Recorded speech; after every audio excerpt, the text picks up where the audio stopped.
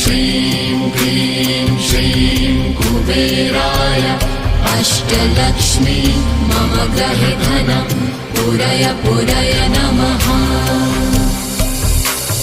ॐ ह्रीं श्रीं क्लीं श्रीं कुबेराय अष्टलक्ष्मी मम गृहे धनं पूरय पूरय नमः। ॐ ह्रीं श्रीं क्लीं श्रीं कुबेराय अष्टलक्ष्मी मम गृहे धनं पूरय पूरय नमः। ॐ ह्रीं श्रीं क्लीं श्रीं कुबेराय अष्टलक्ष्मी मम गृहे धनं पूरय पूरय नमः।